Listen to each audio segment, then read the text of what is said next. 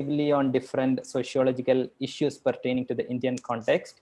His most recent books are the edited volumes. The first one, Sectarian Violence in India, Hindu-Muslim Conflict, 1966 to 2015, with Sanjay Palshikar, published in 2019. Another important work is Beyond Inclusion, the practice of equal access in Indian higher education, with Usha Zakaria's, published in 2013, something directly relevant to us at HBCSE. And a third important work is The Problem of Caste, published in 2014. His areas of interest include caste and class inequalities, the theory and practice of social justice, and higher education and the social sciences, especially questions of pedagogy and language. The broader context or canvas of today's talk is that in contemporary India, the terms reservation and merit have accumulated meanings that are far in excess of their literal reference. They have also acquired a strong polarity in popular culture such that each is seen as an antithesis of the other. So in this talk, Satish will dwell on the point that developments in the 21st century have exposed many problems with both the terms, eroding their credibility and inviting critical scrutiny of the sort that was previously deflected by the dominant common sense.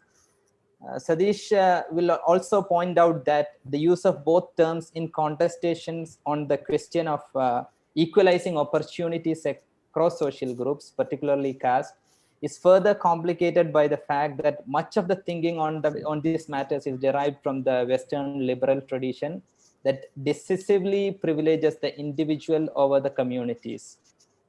He will also talk about how the era of neoliberal hegemony, which may be weakening today, has repositioned the capabilities and inclinations of the state, making its intervention more contradictory, but also more consequential than before. Some of the key questions that Professor Deshpande will address in this presentation are: can we re-examine and disaggregate these monolithic terms into context-specific variants that can help evade the impasses we witness today? And how can we bring more constructive clarity to the issues involved in the democratization of opportunities in higher education? Also, is it possible and useful to think of reservation and merit as complicated rather than dichotomous terms? Over to you, Satish. Thank you very much. It's a privilege to be here, and I'm sure topics like reservation, every Indian has an opinion, and I'm sure all of you have opinions as well, and I look forward to the discussion. Since many of the issues may be familiar, I'll try and keep my own presentation brief, and we can have discussion later. As is now more or less obligatory, I have a presentation that I will share with you just now.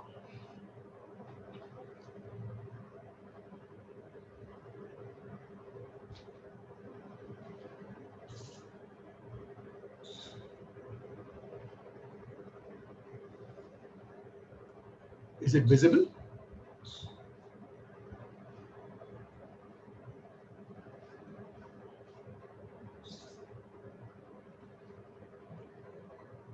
Can you see the presentation? Yeah, we can see. Yes, yes. Okay, thank you.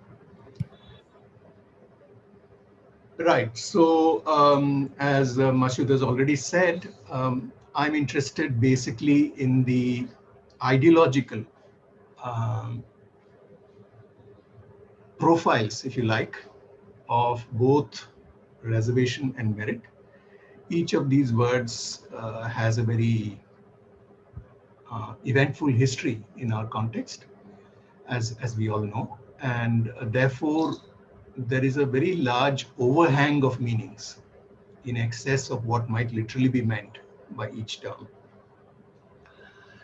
So I'll start with a brief historical background of particularly reservations, because the term merit in the Indian context at least derives much of its meaning in contrast to the term reservation. So I'll start with a quick historical background and then go on to talk about each of the concepts of merit and reservation and end with some contemporary concerns. Anytime there is some issue with either the presentation or my audio, please do let me know, because I have no way of knowing what is happening. Right then, so let's get started. For the background, the story starts with the challenge that the idea of caste, the practice of caste, the institution of caste, posed to the idea of nationhood.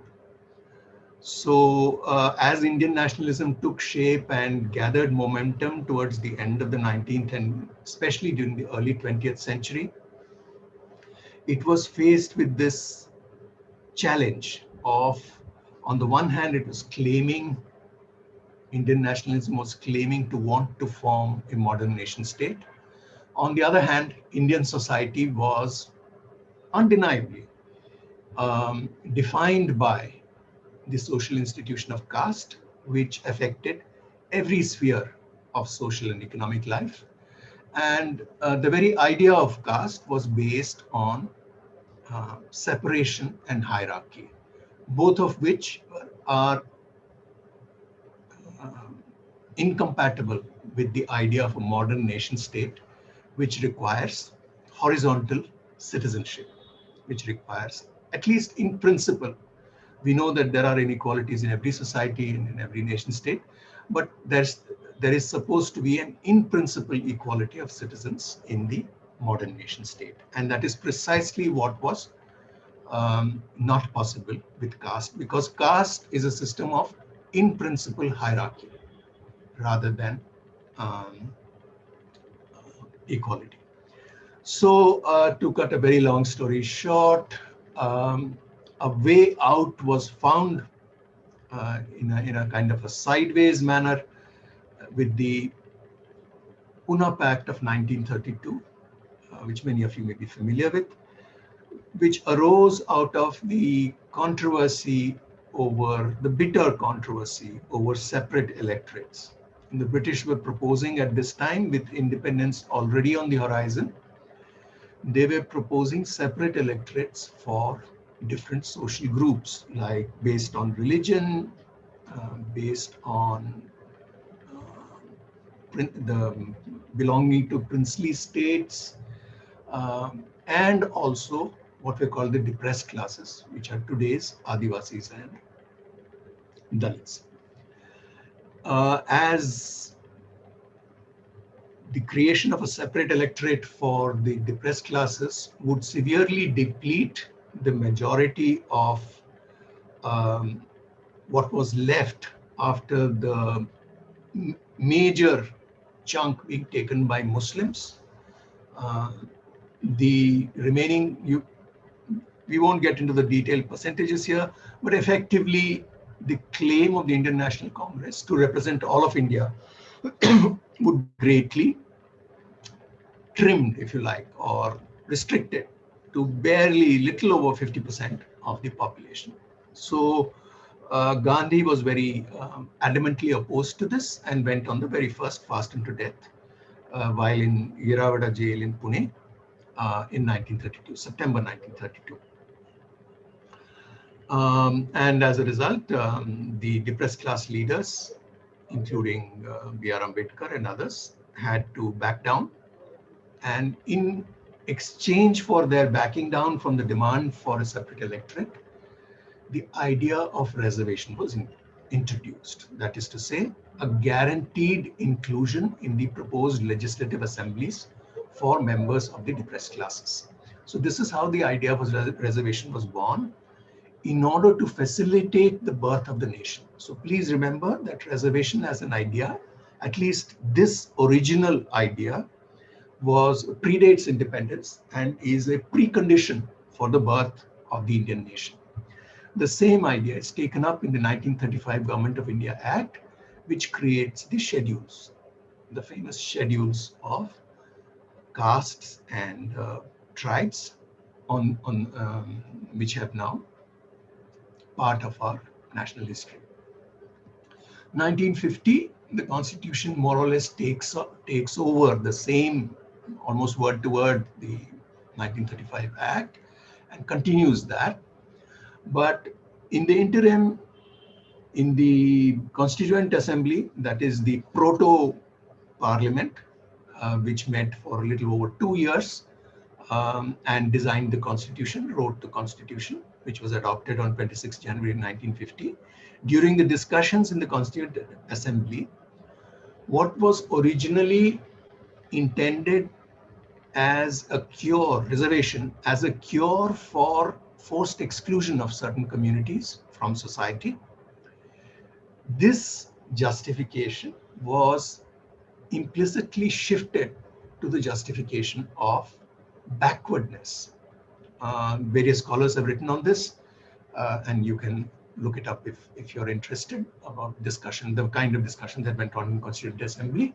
So essentially, when the Constitution came into effect, the public understanding, the dominant understanding of reservation had become that of a kind of benefit or welfare initiative for historically disadvantaged castes and social groups who had been, so to speak, left behind. So there was no discrimination, there was no separation.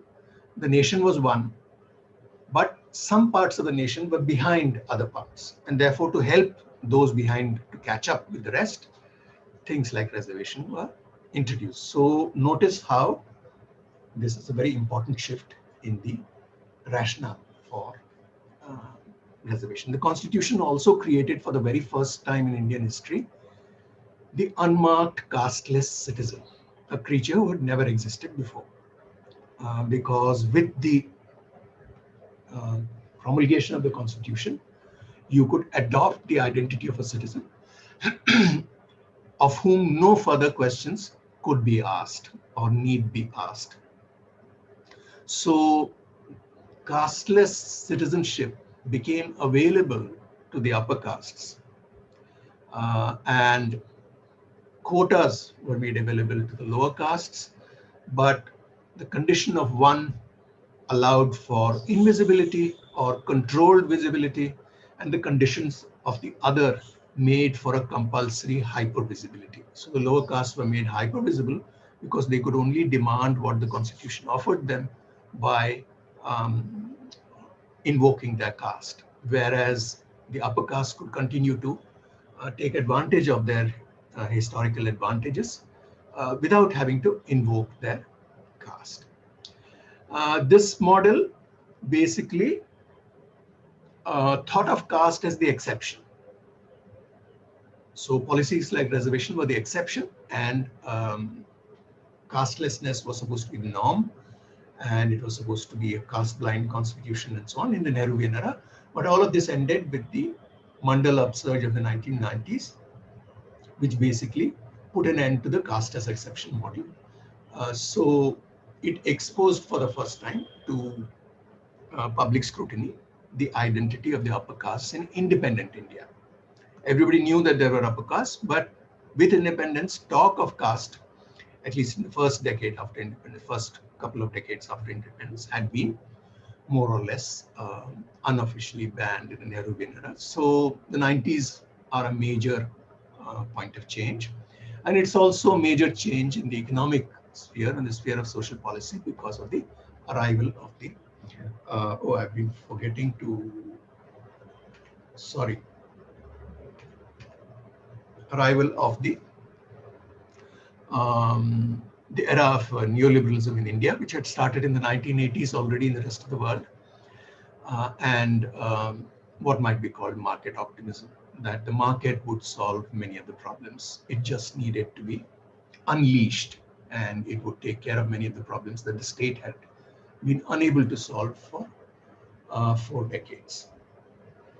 So this is just by way of quick background. Then let me just quickly go through the arguments about merit. As is well known, merit is an underdetermined concept. That is to say, it does not, we have insufficient information to determine what merit means, because its meaning is dependent on what sort of a good society do you want. The primary the way, or the primary variety of the merit argument or meritocratic argument that has been used in social theory has been an instrumental one, where merit is an end towards, is a means towards some end. It is not an end in itself. So we reward merit because it leads to good consequences in society. It is those consequences that we want. And in order to have those things happen, we reward merit. Therefore, ideas of merit are dependent on what sort of a society do you want. It cannot be decided independently of that. So there are well-known problems of the content of merit. What does merit actually consist of in a specific context? How it is to be measured? How do we know that what we are measuring through whatever instrument we use to measure it is a valid measurement? This is a familiar problem with methodology that many of you may already know about. And then there is the question of reliability as well. Are the measurements stable over time? Things of this sort. So most of the time, what happens, especially in our context, which I will come to also when I talked about merit in practice, is that there are many problems with specifying the content, modes of measurement, their validity, and their reliability. A second major set of issues concerns the force of merit. That is to say, once we have found a way of measuring it through whatever means, and once we agreed that that's a good way of measuring it, what should follow from a measurement of merit? If it is decided that you possess X units of merit, what should follow from that, right? What should be the force of merit?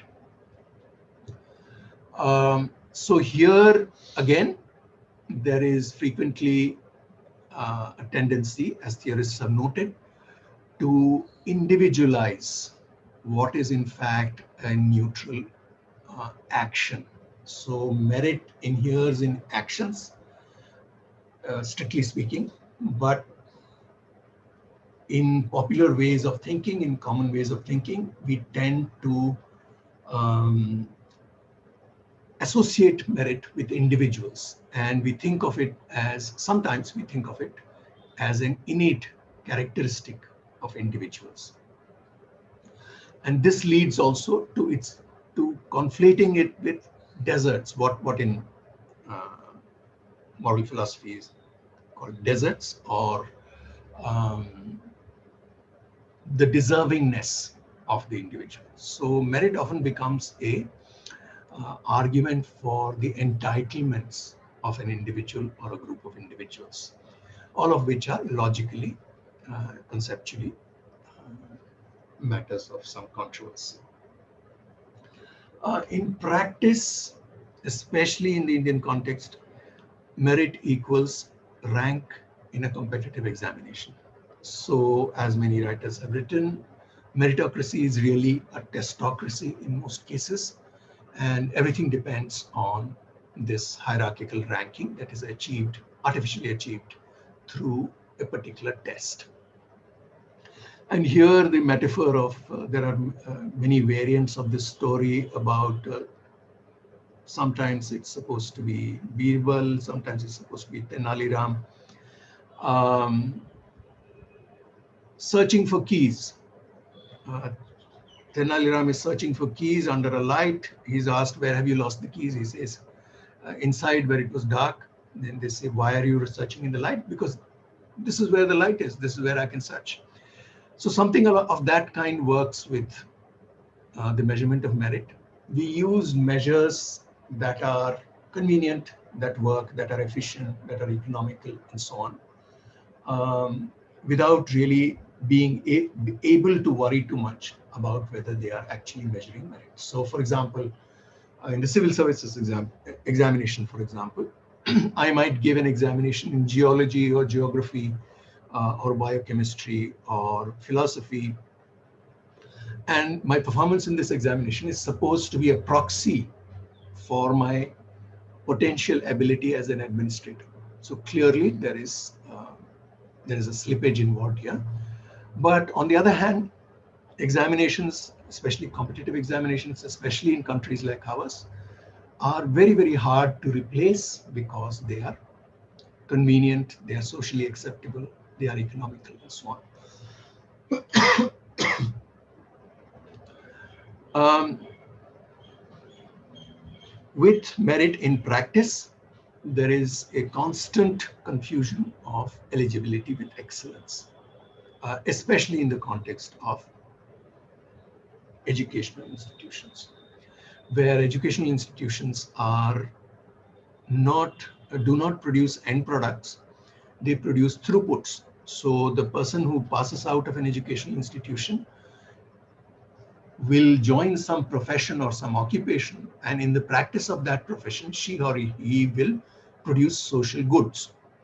So the job of an educational institution is to produce an intermediate product and to enhance learnability, to enhance the ability to learn from situations and therefore to perform whatever job you're doing, perform it well, especially in such a situation.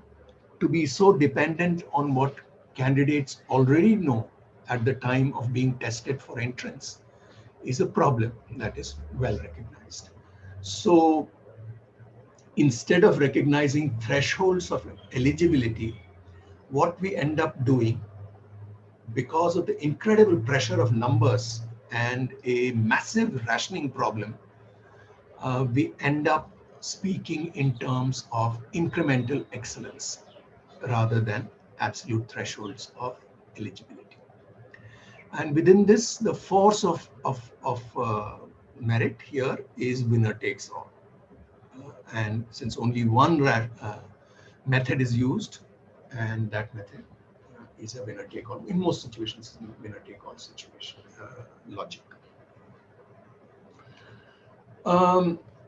Finally, I leave you with the first challenge to the popular understanding of merit as the antithesis of reservation, where reservation or a quota is considered to have zero merit, and a merit position acquired through merit or a test score, examination score, is presumed to have zero component of exclusionary access to something. If a quota means exclusionary access, there are many other kinds of exclusionary access, which I will talk about shortly.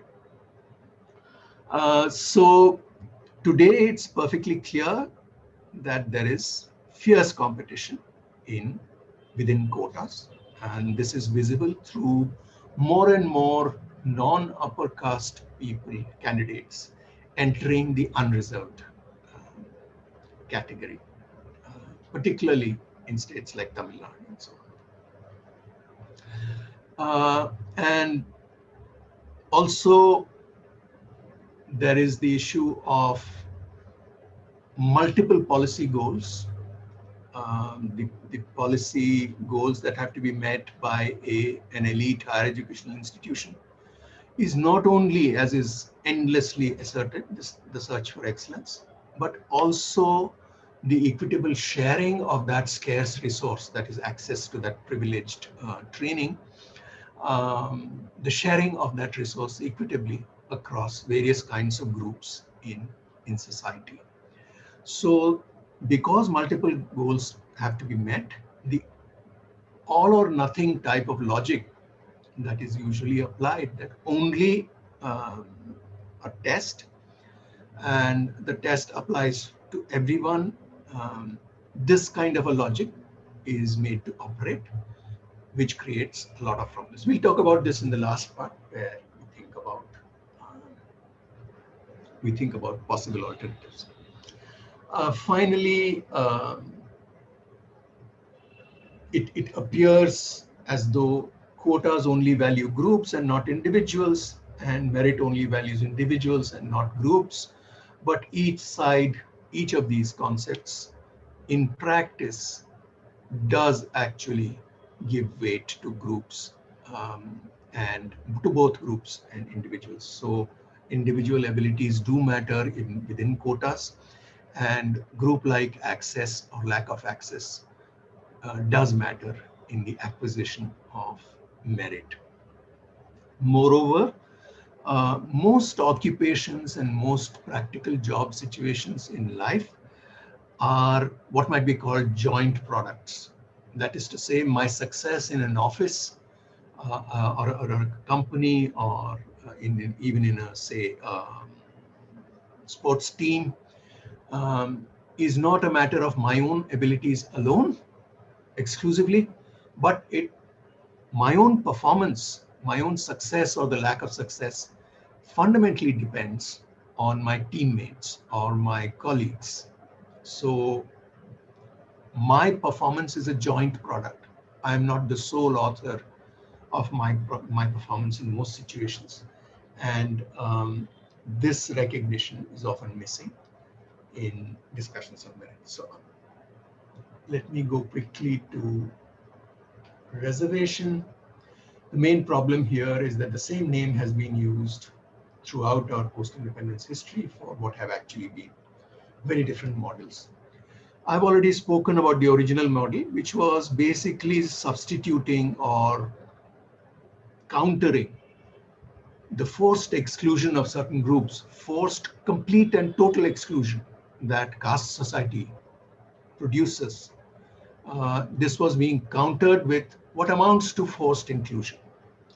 A quota for the legislature that was agreed upon in 1932 meant that a certain number of legislators would definitely be from the depressed classes, regardless of social norms, regardless of the social preferences of other members, and so on. So this is the original model designed to target exclusion and discrimination. The shift that occurs with the Constitution is that the language of backwardness is introduced, and reservation is repositioned as a sort of welfare program. Notice that the original model had nothing to do with poverty, lack of education, and so on. Dalits and Adivasis, or the depressed classes, were being included because in caste society they were excluded. They were not being included because they were poor or because they were less educated or lacked something. They were being included simply and plainly because they were excluded. And they were being included in order for our claim to be a modern nation state to be credible in the eyes of the world. But the backwardness or welfare model introduces the element of being a supplicant, somebody who is being given a favor, or it's as though the upper castes were the owners of the nation, and out of their generosity, they were giving sort of a sop or a benefit to disadvantaged groups. With the 1990s, we arrive at the SEBC, socially and educationally backward classes, where one of the major arguments, and this has been, although this has been there in the Constitution earlier, this was made explicit and used quite prominently, the argument of underrepresentation. So one of the shocking facts that came out in the 1990s was the massive underrepresentation of the other backward classes, the intermediate castes. The exclusion of the Dalits and Adivasis was well known, and so was the relative deprivation and exclusion of the middle castes. But hard facts about this came out in the 1990s and were eye-openers. Finally, in more recent times, we have the electoral clout model, where groups that are neither underrepresented nor as a group backward in any way, whether socially or educationally, nevertheless demand reservation. Because by the 21st century, the effects of neoliberal policies have been felt, and access to a government job is often seen as one of the surest ways of either upward mobility or at least preventing downward mobility. So in other words, reservation is seen as probably the most robust welfare program, and therefore is demanded by groups who have a lot of electoral clout because of their numbers and their social dominance in various states. So we have many examples of this: Marathas, Patidars or Patels, Kapus in Andhra, Jats in northern states, and so on. The problem, as I said, is that the same word reservation or the same method quotas are being used for these very different groups, and therefore the underlying justifications are different, but these are papered over. A second set of issues concerns the difficulties of the neoliberal era. Essentially, jobs dry up. We have an era of jobless growth, and more recently we have had not just no jobs, but a shrinking of jobs and the spread of informalization, including in the state sector. Large sections of the public sector, as many of you may know, have got, including particularly education, have got privatized or informalized, outsourced, turned into contract work, and so on. So in this kind of context, reservation, which depends entirely, or at least so far has depended entirely on government jobs, its importance becomes questionable because the state's ability to create jobs is becoming more and more limited. Finally, with the coming of the EWS quota, we have come full circle, and the old ideological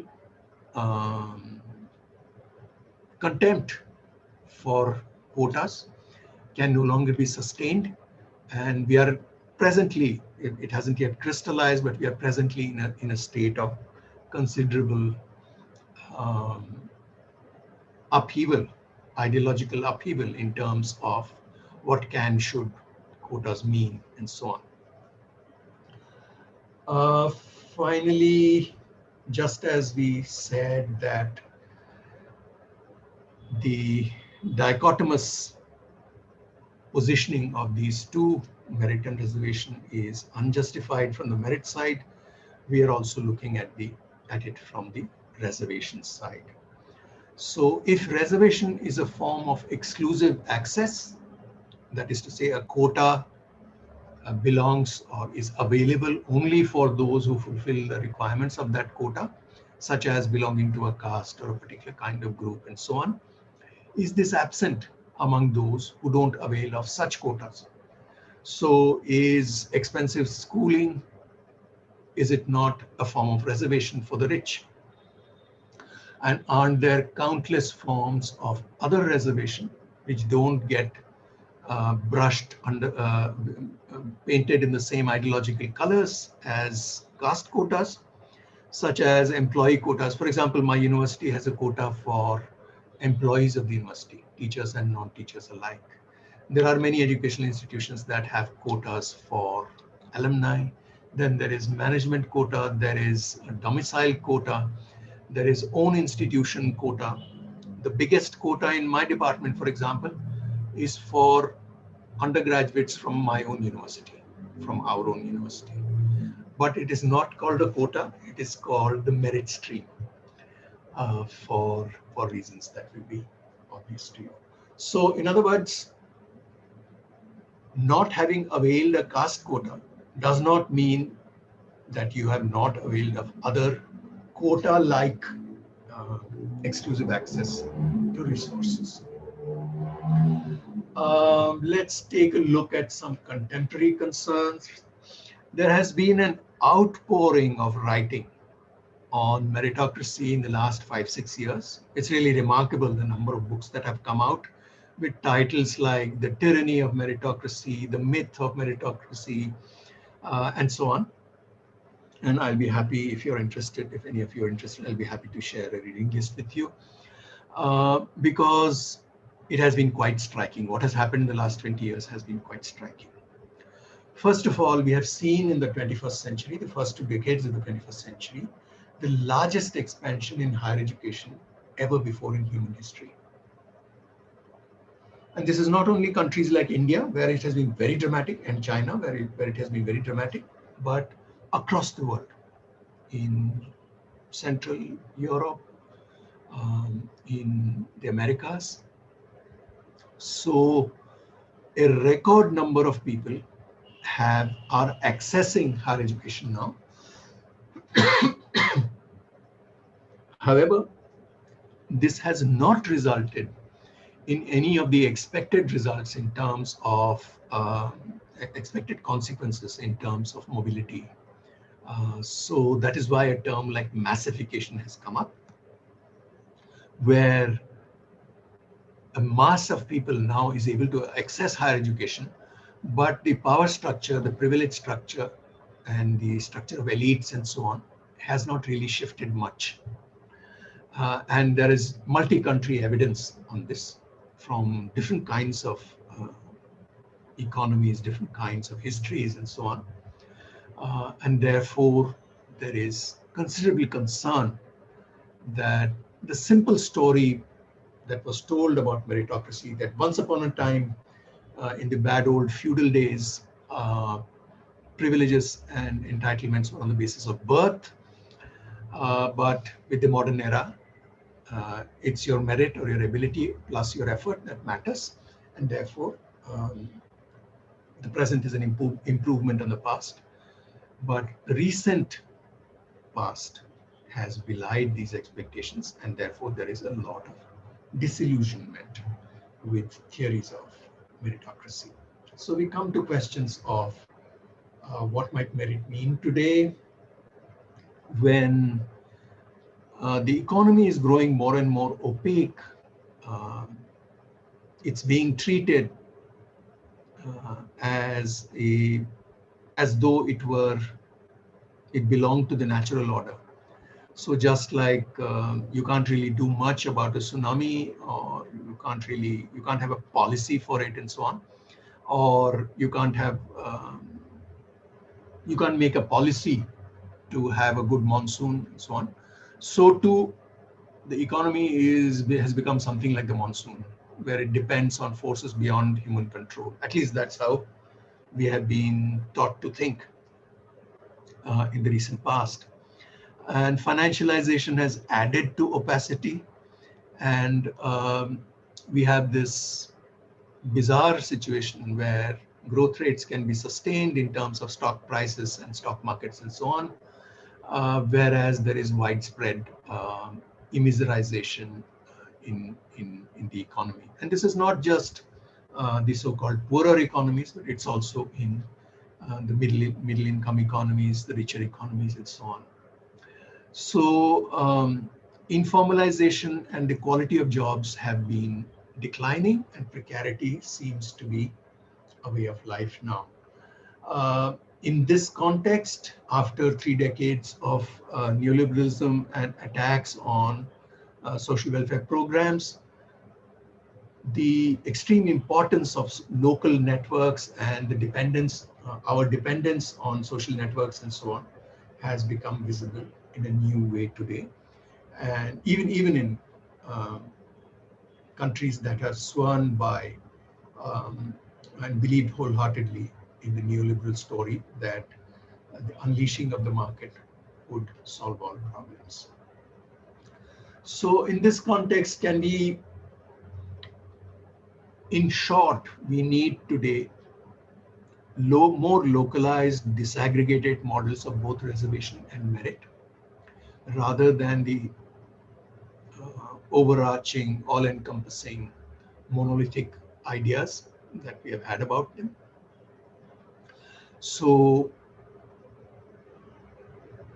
doing that might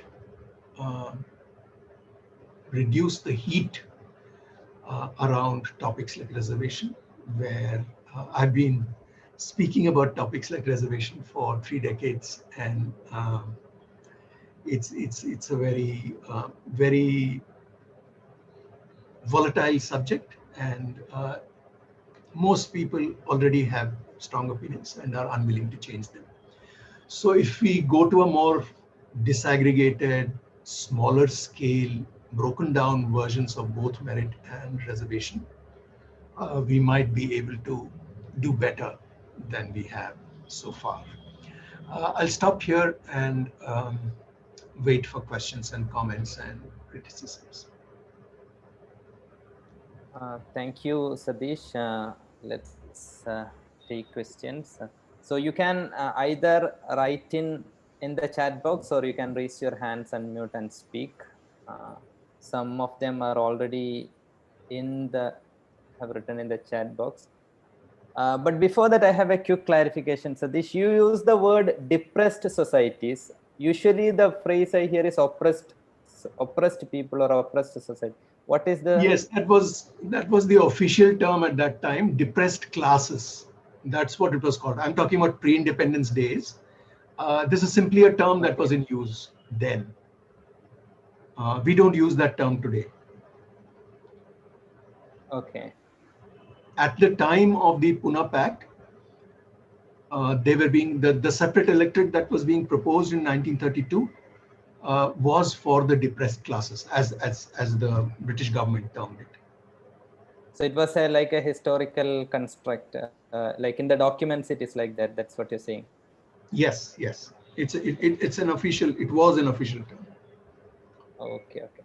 So we have a couple of questions from Arush Murali. Arush, you want to speak?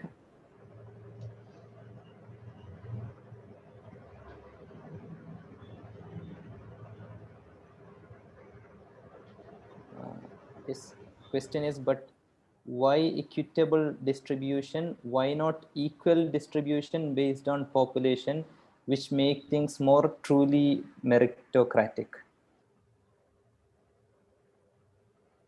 Where are you reading from? It's in the chat. There are let's start from the top. Yeah, this Arush, is the first one. Arush Yeah. Murali is the first question, I think. Oh, yeah, Isn't that's merit one. defined, at least in terms of education, as a combination of talent and effort? Yes, but exactly that. What does talent mean and what does effort mean? The point that has been made, and this is a very common point in the literature, is that the conditions for acquiring merit are not equally distributed. That is to say, if I go to an expensive private school and you went to a very ill-equipped government school, and we both appear in an entrance exam for college and are treated equally by that examination, I might come out as having more merit, but that is because I had superior conditions under which to acquire merit. So yes, it is talent and effort, but talent is not only innate, it has an innate component, but even innate talent requires resources in order to be harnessed, in order to be to produce effects. So I might be very good at numbers, but I will still need a coaching class to teach me strategies for how to do a test well, to use my time well, for example, just to take a very obvious example. So that is why we have had the explosion in the coaching industry. And some sections of it have been very, very successful. If talent really was innate, coaching classes should be irrelevant. They should not make a difference. But statistically, they have proved their relevance over and over again, to the point where IIT administrators themselves had at some point expressed some concern about it. So yes, it is defined as talent and effort, but where, what is the context when? What are the social resources which allow you to convert these into, so to speak, encashable or consequential Yeah, there's Isn't the another test, question from same. Yeah, same isn't the person, test Arush. just to measure merit? That, that's exactly what I'm asking. I'm asking that the test measures what it measures. Is what it measures all we mean by merit? Take the example that I already gave of the civil service examination. Now, I might give the examination in geology. So when you're testing me in geology, I may be very good. I may perform very well in that test in geology. But what does that say about my ability to be an administrator? It's only an inference, right? There's no direct relationship between what is measured, in this case, my ability to perform a certain kind of test in the subject matter of geology, and what it is being applied, the resource that it is being applied to give entitlements to. And that resource is the privilege or the opportunity to be a powerful administrator in the government bureaucracy, right? So most of the time, examinations are proxies. We are measuring what we are able to measure, not really what we need to measure, because the actual thing out of which performance, quote unquote, is composed, is in practice very difficult to measure. This is a genuine difficulty. I'm not saying that competitive examinations are a conspiracy, and I'm not saying that. We have found that it is very, very hard to replace competitive examinations, especially in situations where very large numbers are involved. So it's a blunt instrument, but it's the only available instrument. All I'm saying is we should have some humility when we are using a blunt instrument, and recognize that our measurement are not, do not have a religious quality. That we should not treat, I should not treat my rank in an examination as something, as a God-given, some great thing. If I take the same examination another time, my rank might be quite different, and so on. This doesn't mean, again, that there is no such thing as merit or there's no such thing as innate talent. I'm saying in the real world, the conversion of whatever might be this thing called innate talent might be, its conversion into a worldly thing, a thing that produces effects in the world, requires resources. And those resources are not equally distributed. That's the point.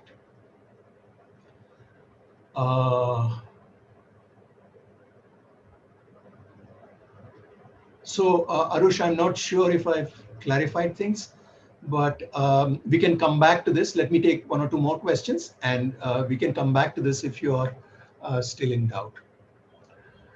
Yeah, next is from Sonavne. You want to speak, Sonavne? VCS is VCS Sonavne. Yes, I will. Possible, no problem. Yeah, go ahead, Thank you. go ahead. Sir, my question is very small. Yes. I have just written that what is who decides merit, right? Who decides merit? Because Yes. merit, as far as merit is concerned, uh, people in the country, they don't know what is the exact definition of merit. Every time the definition of the merit changes. Means, for example, see, in earlier days, for teacher, only 7th pass class person can join as a teacher. Okay. Thereafter, the higher stages has increased so much that the people who decides merit, they do not allow any other class or any other caste to enter into service, and reservation is possible only in the government sectors, right? But it is not reservation is not there in the private sector. On the other hand, it is also observable that the private sector growth is increasing at a very vast place, and there you can dominate the merit issue, right? There nobody sees the merit. If you are a person belongs to some elite class, or if you have some say you are relative of somebody, you are in favor with them, as say Hinduism, or with some with their political thing, then you will get the job. right? So Yes. the situation is such that so-called under the merit, nobody will allow in this country to give the job to the privileged or depressed class or any other person. So that is why I said means that defining merit is don't know what is the merit. Thank you. Yes, you are absolutely right, and that's what, in a sense, this talk is about. Merit is a contested thing, particularly when it is used for a gatekeeping function, right? For a rationing function. So, in our context, merit means a way of saying no to large numbers, Yes. right? So, Yes. and this needs to be socially acceptable. So here you have to accept that for whatever reasons in our culture, examinations have a lot of acceptability, right? We are so used to examinations. Right. So the meaning of merit becomes, that's exactly my point. My point is that in practice, in reality, the meaning of merit is very contextual.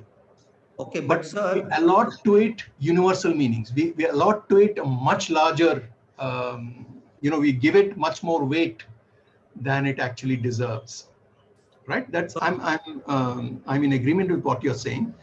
But on the other hand, please note that the same problems arise within groups also. Right?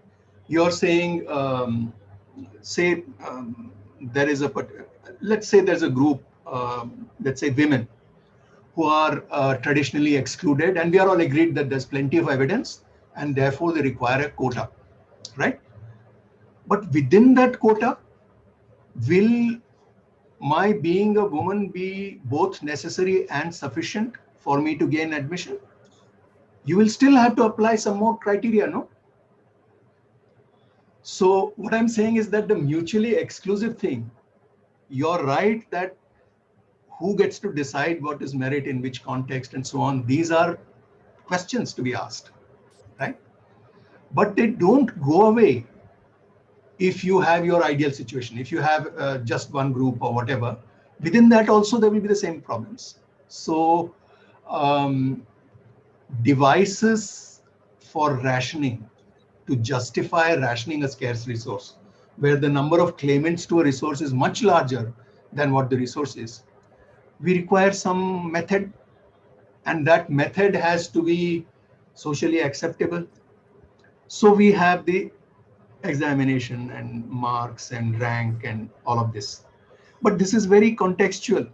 The marks with which we often joke about this, the marks that I got in my school would be laughable today.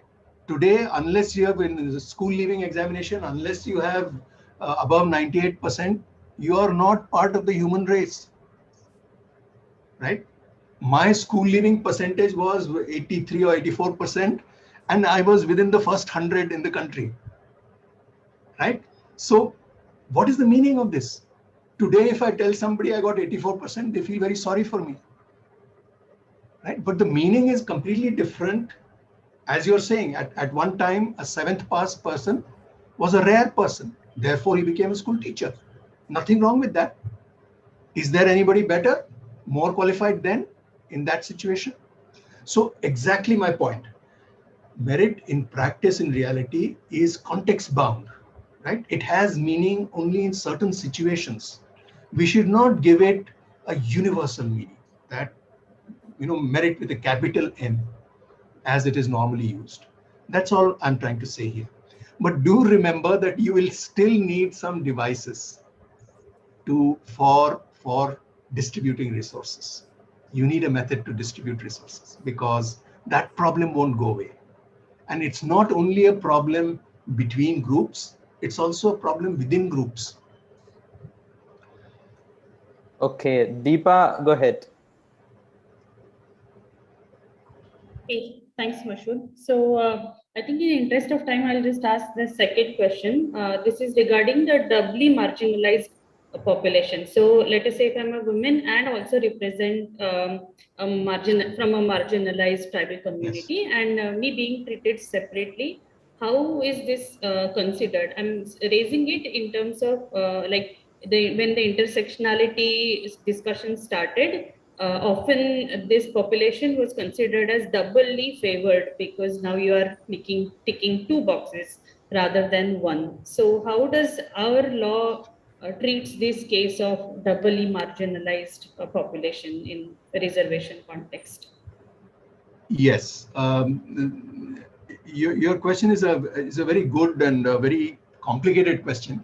Let me give you a short answer for now, and we can talk more later if needed. I'm personally very dissatisfied with most discussions of intersectionality. Most models of intersectionality are additive models, but social reality is not additive, right?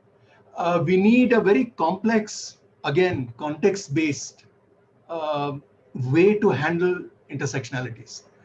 Plus, most of the intersectionality literature is one directional, as your example also shows, doubly marginalized. In real life, we often have situations where you're marginalized on one dimension, advantaged on another dimension. What is the net effect? And there are hundreds of people like that who have different positions on different axes. So intersectionality is not what it literally means, an intersection, a place in a grid, right? That's in a matrix, right? Any cell in a matrix. That's not the idea. The idea originated with women of color in the US, where a specific problem was felt, where a certain group, because of the presence of two characteristics, vanished from view, right? Black women were the group who raised this question, and women of color. When it came to questions of race, men dominated. When it came to questions of gender, white women dominated.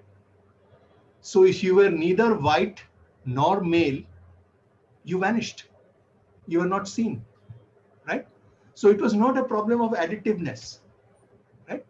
So that's my complaint of the intersectionality literature, that we are kind of stuck with additive models. And there is a race to count how many dimensions I'm disadvantaged on, right? But in actual fact, there are often countervailing positions, right? So what do you say to a middle-class Dalit woman, right? It's a complex position. Nothing simple about it. Right? We can't simply say, oh, advantaged. We can't simply say, oh, disadvantaged, right? So I'm saying that we need a lot more care to think about intersectional situations. And this is badly needed because intersectionality is not the exception, it's the rule, right? It's closer to the rule than the exception. So in short, you have asked a very important and a very complex question, which requires, care in handling. Thanks, sir. Okay, now we have Rosie.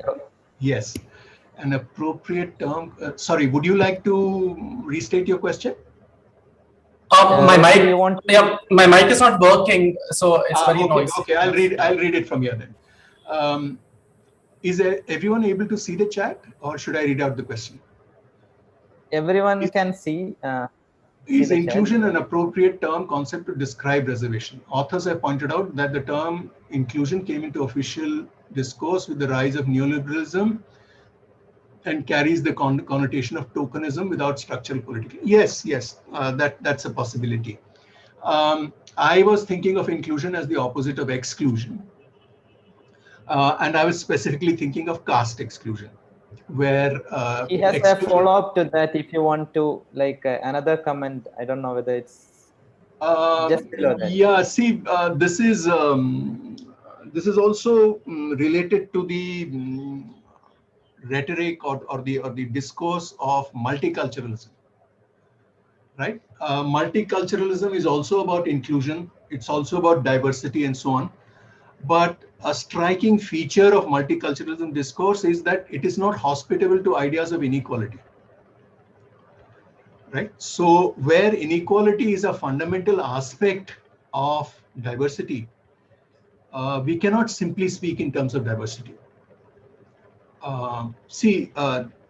Not all differences are inequalities, but some differences are inequalities.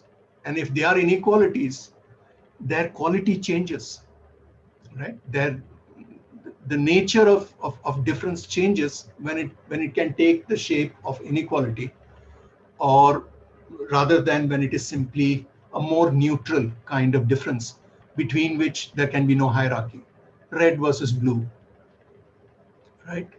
Or apples and oranges, things like that. Whereas inequality is a sharper, harder thing. So I agree with you. We should not use perhaps these terms. Even affirmative action, I hesitate to use. But on nomenclature and terminology, you have to do the best you can given your situation. So propose alternatives. I'm happy to consider that. I'm not wedded to the term inclusion.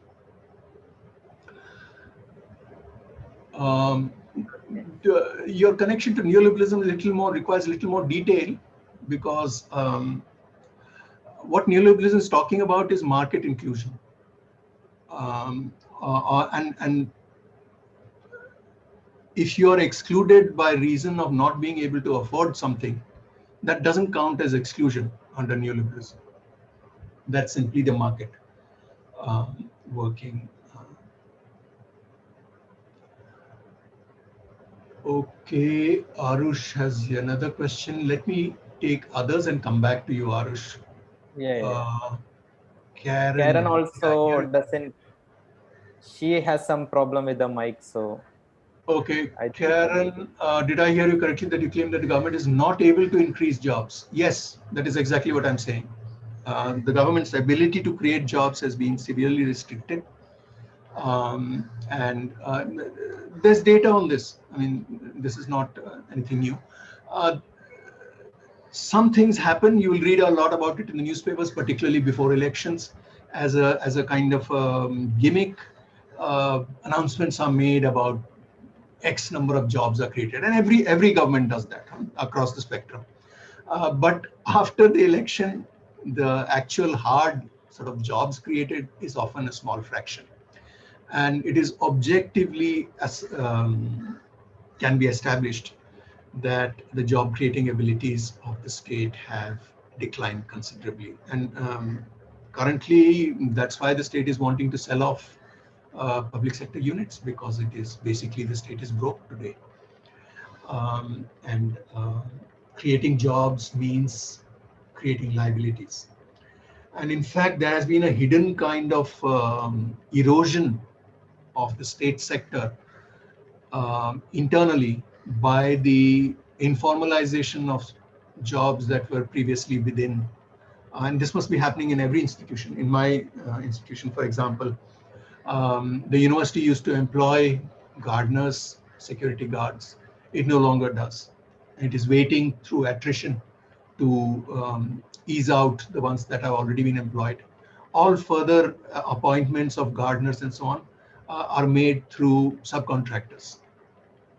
So this is a widespread practice in government. It's happening in a big way in education, for example. The various euphemisms for para teachers or assistant teachers or teachers helpers and so on are found, and at a fraction of the benefits and salary that the actual government job involved. So yes, that is why I'm saying, and this is not a new argument, many people have been arguing this, that when the size of government job, the government's ability to create jobs is shrinking, fighting about reservation in a sort of a shrinking or sinking ship is not enough for the future. This doesn't mean we abandon reservation policies, because they have been very useful. Also, the water has been muddied now, because EWS is also reservation. Maratha is also wanting reservation. So how are you going to distinguish between these? So that's part of the problem.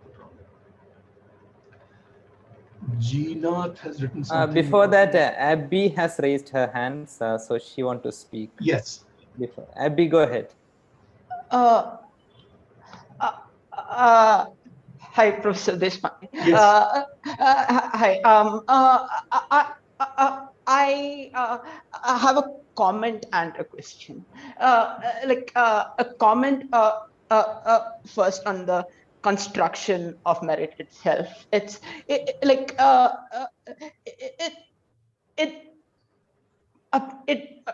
appears to me that it is also constructed from a able-bodied neurotypical standpoint,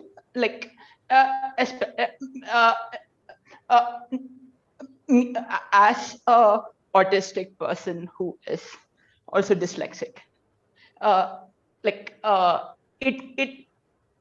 It takes the whole idea of timed tests as a metric,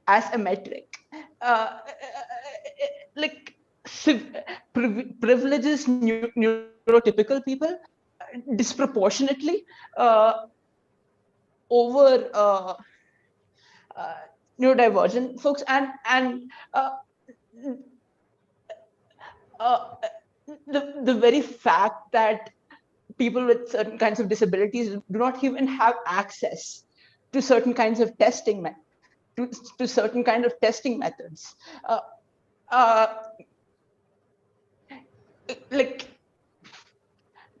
can be used to question the fundament, if at all testing is a useful metric, timed testing in particular. If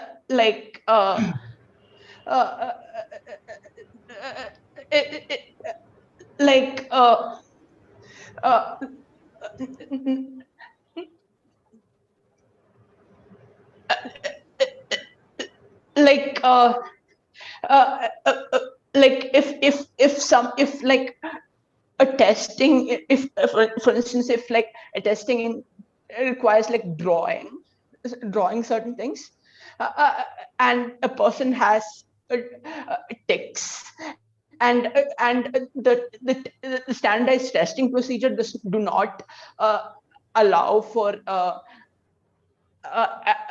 aids, either electronic or otherwise, to assist in doing that, which would be available in a day-to-day practice. It puts the individual in unfair disadvantage. That is the comment, and the question also.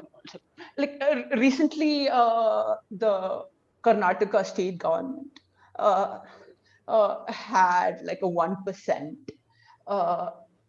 reservation in public services for trans people.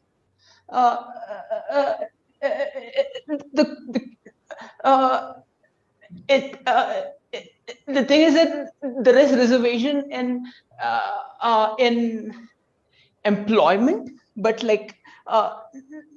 there hasn't been a reservation in education, and I find this a little bit absurd, because a lot of the reasons, because the trans, the educational status of the trans community is really bad, and apart from a few trans people like myself, who it is, I just want to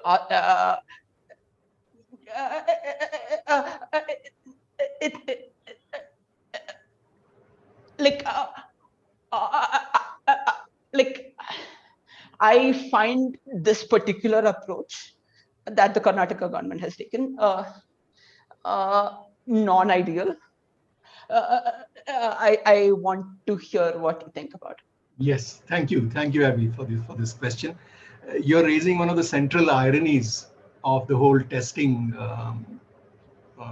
discourse. The big deal with testing is supposed to be precisely that the same thing is done to everybody, right? This is cited as its advantage, as proof of its fairness, whereas, as you're pointing out, it is precisely the same insistence on doing the same thing for everybody, or being invariant, becomes a problem. And I agree entirely with you on that. And there's a silver lining, though, that more is being heard today about these things than was heard before. That's all I can say. It's a rather weak thing to say, but yes, it is also true. About this specific thing about the job reservation, but no educational reservation for trans people in Karnataka that you said, things are generally incremental. It is on the whole a positive step that there is at least something in terms of job reservation. And it is up to us to keep up the pressure and over time make more gains, I think. But your previous point about testing and its indifference or apathy towards differential capabilities and differential situations of candidates is absolutely on target. All I'm pointing out is the irony that was supposed to be a strength of and it was claimed as a positive.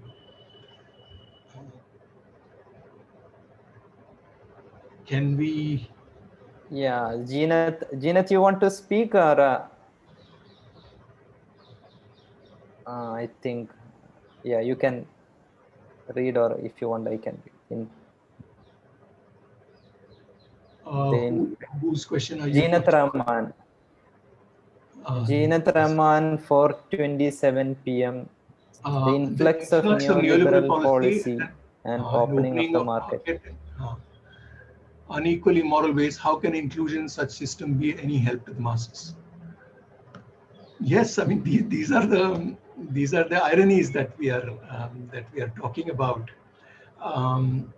See, especially in a place like India, the contradictions of this come out very sharply. And this is what I'm not sure if you have come across the work of an economist, the late Kalyan Sanyal, who has written about this.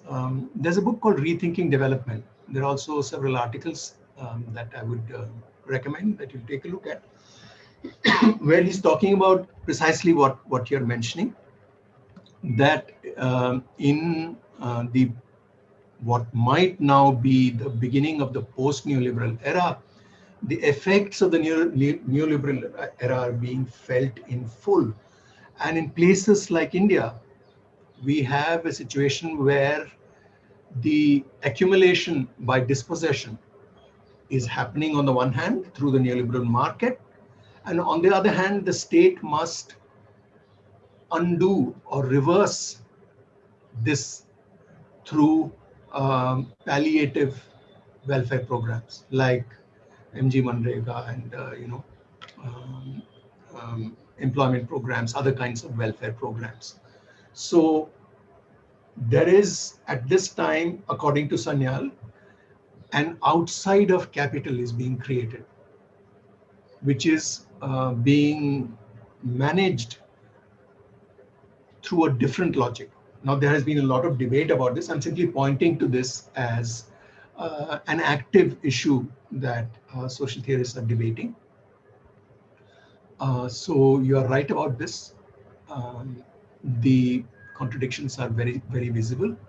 On the one hand, we have encouragement of foreign direct investment and changes in labor laws and so on and tax laws in order to facilitate this. On the other hand, we also have, I don't mean to say that they are either symmetrical, both hands are symmetrical or of equal weight, but at the same time, they do exist as contradictory things, welfare policies that are designed to create employment or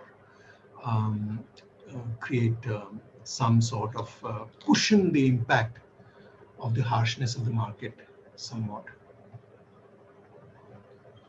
Okay, let us. Karen has written that everything you're saying seems to be hinged on. Yeah, let's take Sulojana's question first because others have asked at least one. So Sulojana.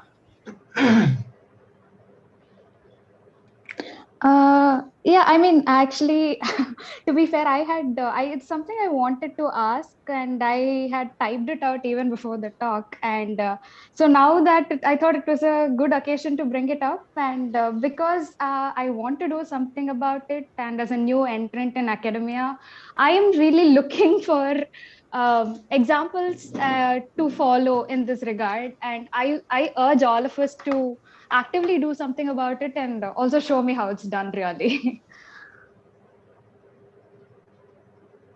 Yes, this was true of a lot of institutions until recently. Reservation in the faculty recruitment started in Delhi University, one of the largest universities in the country, in 1993, if I'm not mistaken, as recently as that. In following up the question of reservation in work that I have been doing recently, reservations in higher education in practice seem to have started properly only in the 1980s. And I'm talking about students, not even necessarily only faculty. So it's very important, of course, that we have policies, but it is equally important to see what happens after the announcement of a policy. Following up on implementation is extremely important because often that is very, very revealing. So there is a lot to be done in this, and it's not an easy field to work in because you'll be, moving in a very resistant medium. Most institutions are unwilling to be very forthcoming on these issues.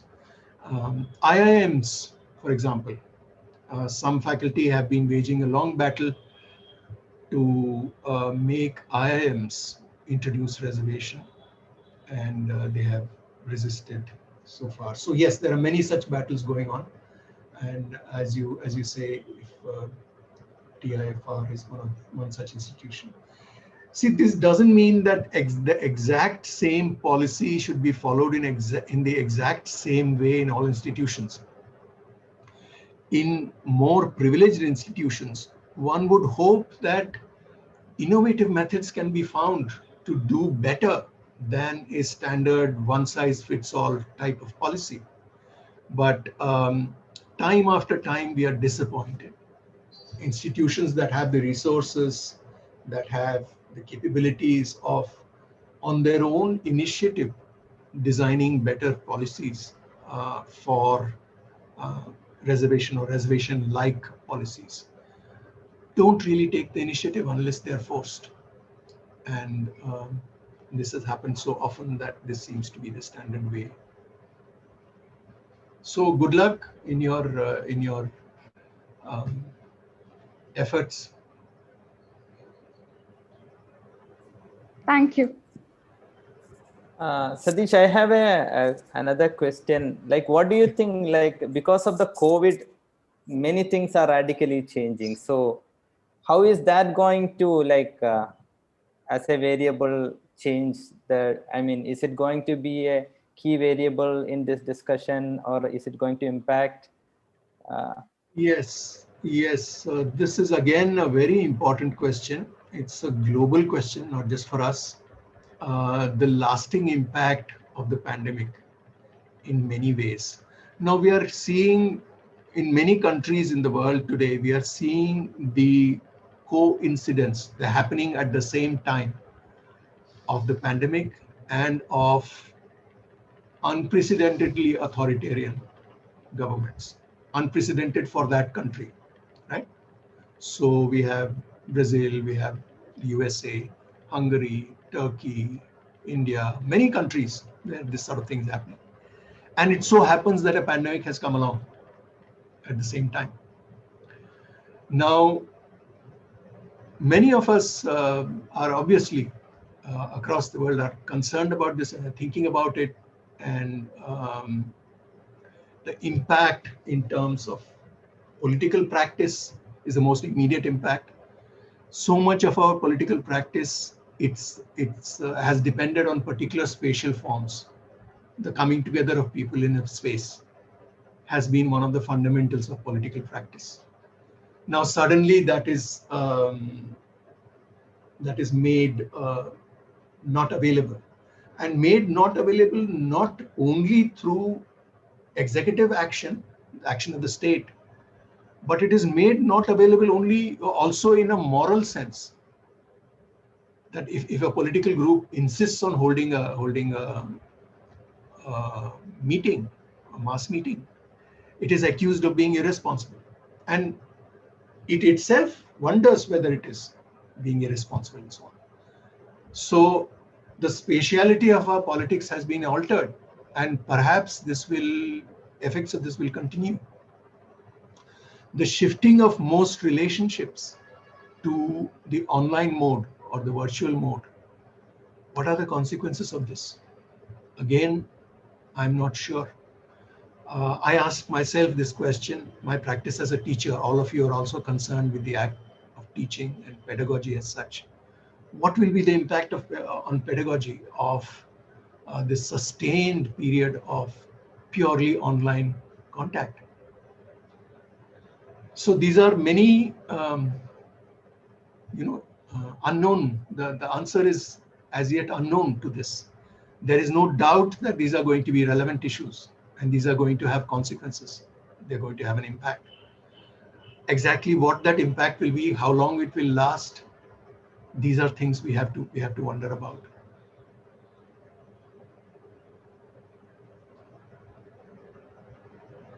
What do you think? Many of you must also be thinking about online modes of teaching and what is their impact and so on.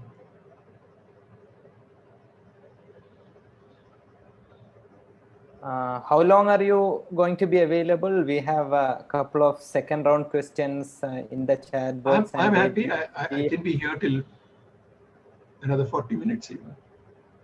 Sorry? Another half an hour, 40 minutes. I have another meeting at 6. So, and I'll need a short break. So let's say up to at least 5:30 definitely.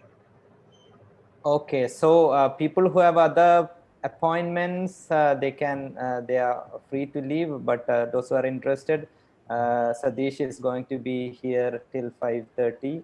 So the room will be open. So let's take the other questions. So can I ask a question? Arush has a personal question to you. Yes. Hello? Sir Gaurav. Am I audible? Yeah, go ahead. Go ahead, Gaurav. Yes. Sir, I have some questions on basic theory. Can you just throw a light on Aristotle's concept of justice and merit? Then the concept proposed by John Rawls, and the concept of capacity development proposed by Amartya Sen, and the recent developments like universal basic income. Yes. Just this is broadly. Yes, this is almost an entire course you're talking about. I suggest there are some very good and relatively short readings.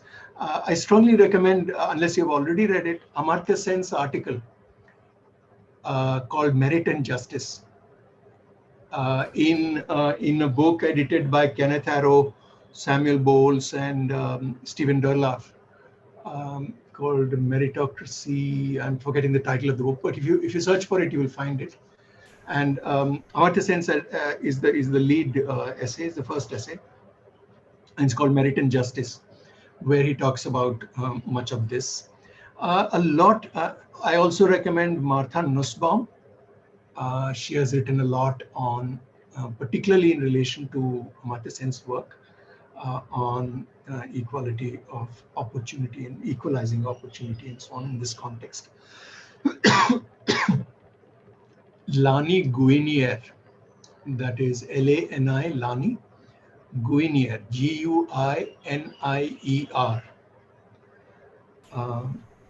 The Tyranny of the Meritocracy is her book from 2016 or so.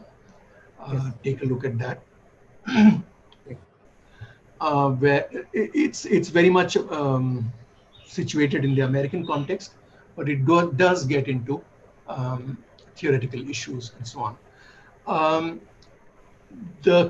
The way you have put the question, it will take you a little bit away from policy towards philosophy.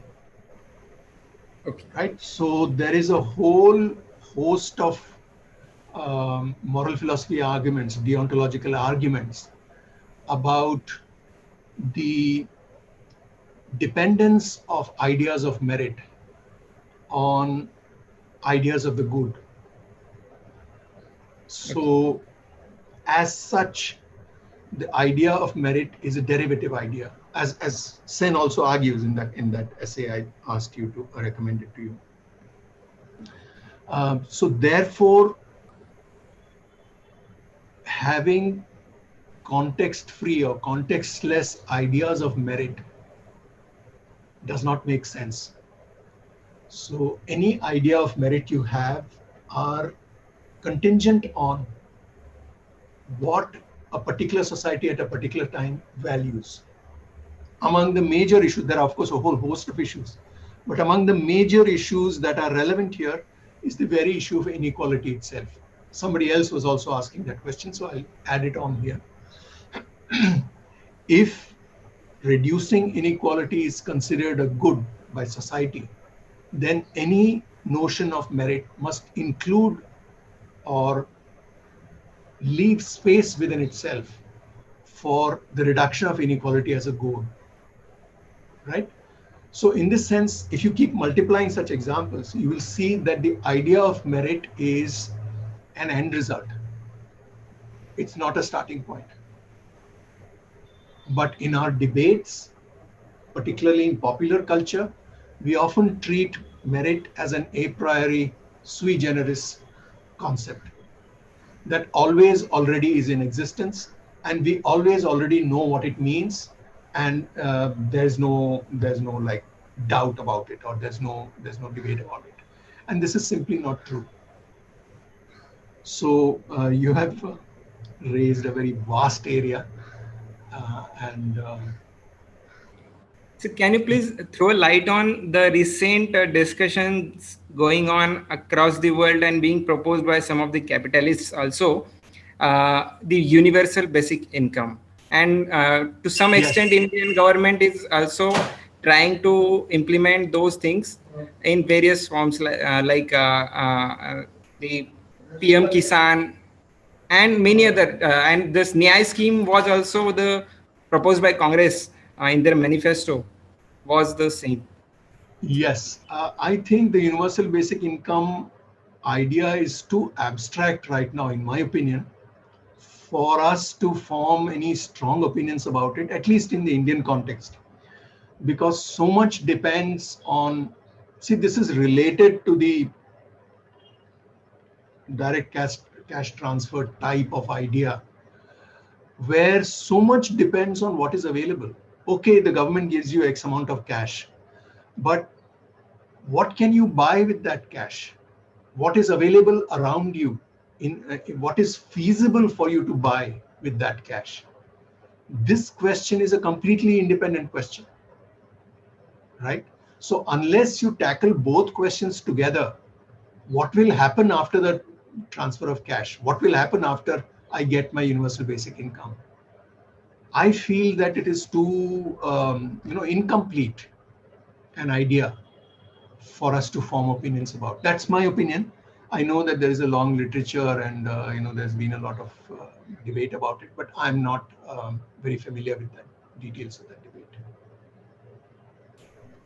Okay, Yeah, there's thank you. a hands. Ayush, go ahead. Hi, first and foremost, thanks for just such a lovely talk and for your generosity in staying longer to answer our questions. It's supposed to be my job. I'm supposed to be a teacher. And so one of my questions was, let me just assume that, one of the values towards which systems like reservation or challenge to sort of like traditionally accepted measures of merit are coming up is like, if the value is like, let's reduce inequality, right? But for many of us, and I include myself in that, who are in locations of power to dismantle, are there precisely because the system was unequal. Absolutely. And because the justifications for that were recruited on the basis of merit. So dismantling that becomes an act of dismantling the self in a certain way. Yes, if you're honest about it, that's what it amounts to, yes. How do we do that? Yes, you're very right. We have to find ways of this. This need not mean the erasure of the self, right? We have to start by what has been called in other contexts, learning to cede space, right? So, for example, caste, which is an area that I work on.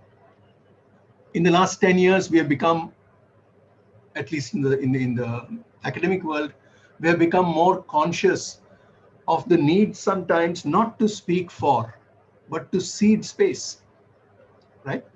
So when I'm asked by media people to come to this program or talk here there, now I feel it's my responsibility to recommend other names and refuse to go and say that I don't see it as my job to be talking. This doesn't mean I've stopped writing in newspapers or I stopped doing everything, but I try to put that into practice concretely. No, this is a very small example. It's not really dismantling any of my privileges, really, right? And again, this is unknown territory, right? You have to learn as you go, and keep yourself sharp, not become complacent that, oh, I've done such a great thing, and so keep yourself hungry in that sense, and it's very much a collective thing. So you have to generate similar efforts around you, so that you can lean on each other and be more effective and so on.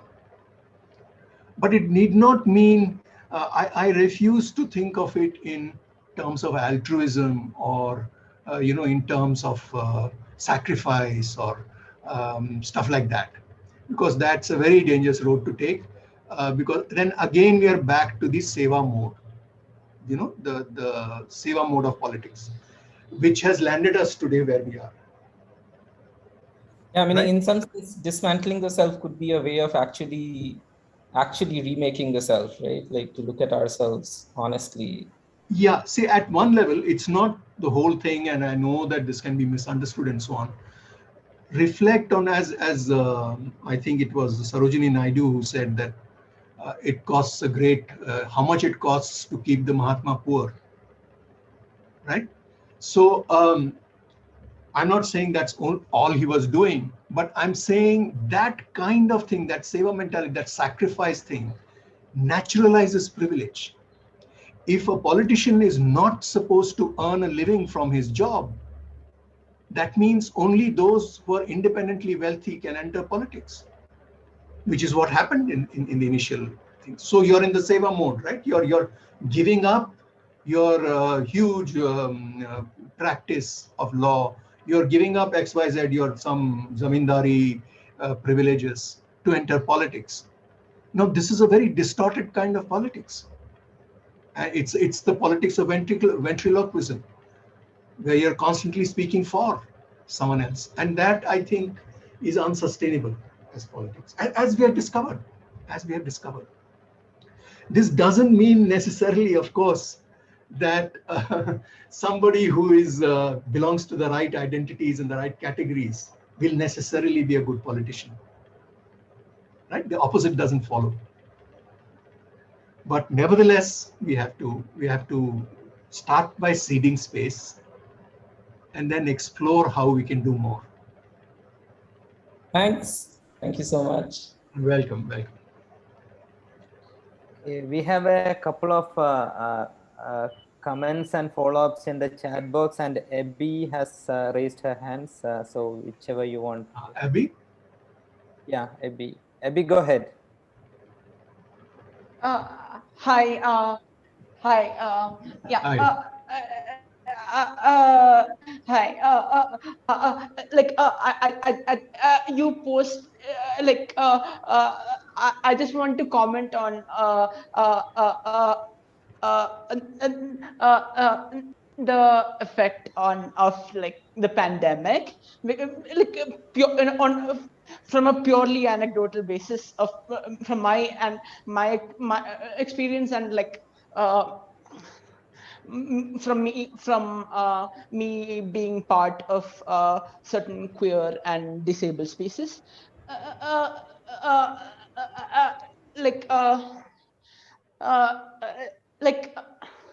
One thing I've observed is that especially for disabled people, one of the reasons we are able to function in higher institutions of higher education is because of institutions of support that are present, and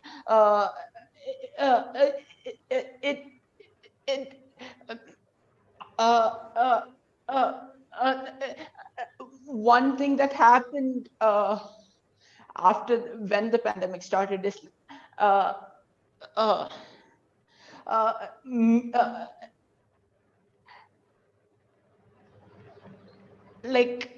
it is much harder to institute accommodations in an online platform, because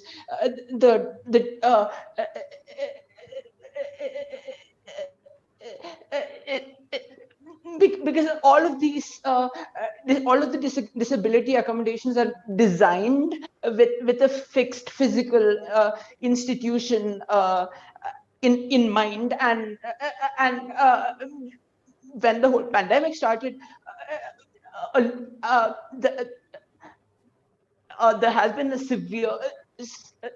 a sharp rise in people getting lower marks, people completely failing, dropping out. Honestly, I myself have thought of skipping a year. Honestly, I'm an undergraduate student, by the way. Also, a lot of the institutions have been spaces of support, emotional support, and you have seen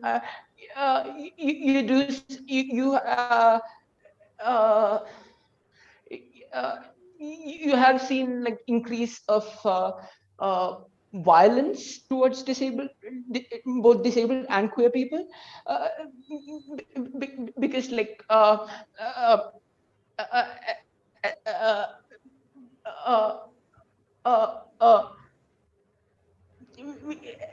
especially if we're forced to move out of the larger cities and into our hometowns.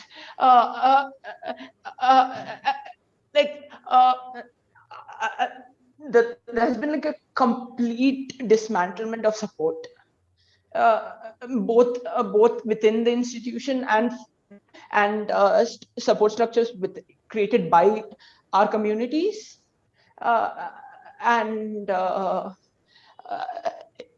yeah, I know of 2 suicides within my own friend circle, which is not a huge friend, which was a direct result of this. And a lot of, yeah. Like it's just like there is a cutoff, right? Even to get in the reservation, in the reserve quota, you need to clear a particular threshold. And what would one, like a lot of us like rely on these support systems just to barely clear the cutoff. And I'm really concerned of like I'm really concerned of like how a lot of us will like even be eligible to get higher education after this. Yes, the earlier question you were raising of structures of support is very important. It's important for all groups, but as you say, perhaps particularly so for various kinds of disability-based groups. And this is one of the challenges of our time, you know, how to nurture and sustain support structures that exist and to expand them or create new ones. How to make institutions more accountable and more adaptable to the needs of those who are in them, without losing the advantages of being an institution. Right? Institutions also have many advantages, we must not forget. And it would be meaningful only if they became more amenable to customization, so to speak, without losing their identity as their role or as institutions. What you said about cutoffs and so on, yeah, that's in theory, the cutoff is supposed to be the point of, for an educational institution, entrance cutoffs are supposed to be the point of teachability, right? Anybody who reaches the cutoff is teachable. At least implicitly, that is what the institution is saying. And since the job of an educational institution is to add to capabilities, clearing the cutoff should be, in principle, good enough. And within all those who clear the cutoff, you can have other methods of selection other than simple ranking in terms of test scores and so on. The cutoff itself we must be serious about and pick it well, choose that level well with consideration and so on, since that would be implicitly the point where we say, if somebody is able to reach this level, this person is teachable and our institution can help him or her or them to add to their capabilities. But what we have is a slide from this. The cutoff becomes almost irrelevant in a competitive situation, right? Where actually cutoff is the wrong term. The pass mark or the threshold, the minimum threshold that is used becomes irrelevant because the effective cutoff is way higher than the minimum requirement. Right? So we slide, our institutions slide in this move. They slide from eligibility to what they think is excellence, as defined by this very narrow kind of test. So my own inclination has been to argue that eligibility thresholds or pass marks or things like that be taken more seriously than they are. and the group that has attained that level be treated as a group that can, where further selection within that group need not necessarily follow one method. It can follow several methods. I think there is a very strong argument to be made for this, but it's very hard to actually sell to institutions because everybody is invested in, this standardized competitive examination or test. Okay, we have a couple of more follow-up comments. Have you answered it, or if you want to take up, you can. And after that, I think there was we can one stop. we left behind. Karen's questions have been taken. It's a critique. Like everything you are saying seems to be hinged on accepting inequitable distribution of resources. That is the inevitability of capitalism and class division as well as caste division. It's 4:28 p.m. Yes. I'm not sure why you think that it's predicated on inequitable distribution. It is predicated on the scarcity of resources. Now, there is an argument, at least it used to be made, that scarcity is artificially created and there is no scarcity as such. But I personally think that argument is no longer valid. Certain things might actually be in scarce supply.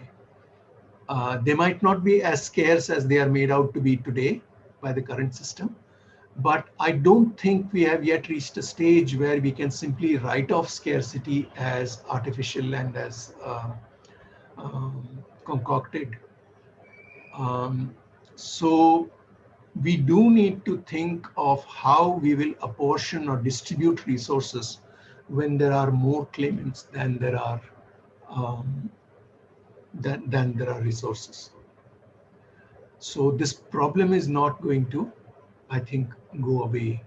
Although I agree that the extent to which this problem is exacerbated today is artificial and is a product of capitalism and neoliberalism and all that.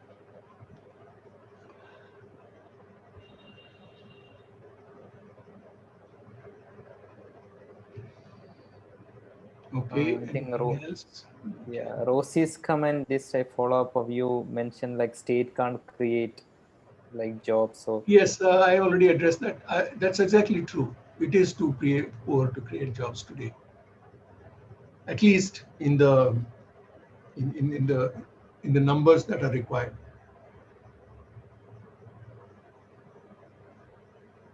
okay, then let's stop it there. I'm sure like people may have more, but hope they can write to you on email or try to yes, sure, contact you. So thank you you very all. much for such a thought-provoking talk.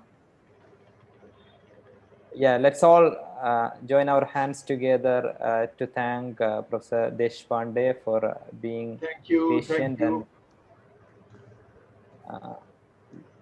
clearly articulating some key issues that are relevant to education and society in general. Thank you once again, Professor Deshpande. All right. All the best to all of you. Bye for now. Okay, bye-bye. Thanks, Mashood. Yeah, it's our pleasure. Okay, then. See you. Okay.